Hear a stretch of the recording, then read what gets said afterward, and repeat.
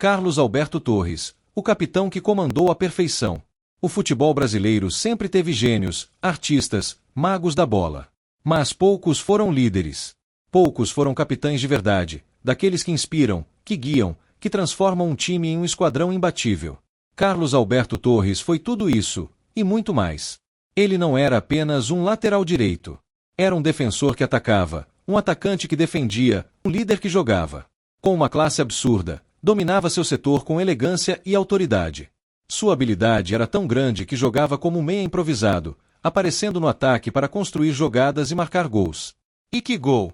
Seu gol na final da Copa de 1970 é um dos mais belos e emblemáticos da história do futebol.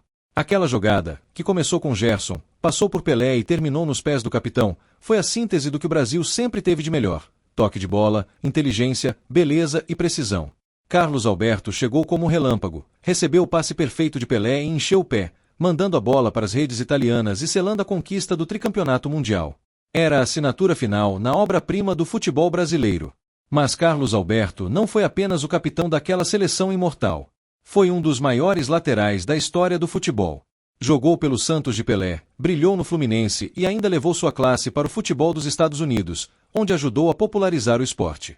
Sua liderança transcendeu gerações, tornando-se uma referência eterna para quem veste a braçadeira de capitão.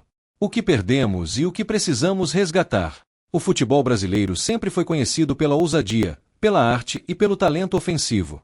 Mas também sempre teve líderes, capitães que não apenas falavam, mas jogavam. Onde estão esses jogadores hoje? Carlos Alberto nos ensinou que um verdadeiro capitão não é só aquele que grita. É aquele que inspira, que dá o exemplo, que decide dentro de campo. O Brasil precisa recuperar essa liderança técnica e emocional. E mais, precisamos resgatar os laterais que atacam, que criam, que fazem a diferença. Hoje, vemos muitos jogadores presos à defesa, sem ousadia, sem participação ofensiva. O futebol brasileiro sempre teve laterais que revolucionaram a posição: Carlos Alberto, Júnior, Leandro, Cafu, Roberto Carlos. Precisamos voltar a formar jogadores assim. Se quisermos reviver os dias de glória, precisamos de mais jogadores como Carlos Alberto Torres. Capitães de verdade. Laterais que não apenas defendem, mas que jogam, que constroem, que finalizam. Precisamos de líderes que carreguem o Brasil de volta ao topo. O futebol não é só correr. É saber o que fazer com a bola. Está na hora de voltarmos a jogar como Carlos Alberto Torres. Está na hora de voltarmos a ser os melhores do mundo.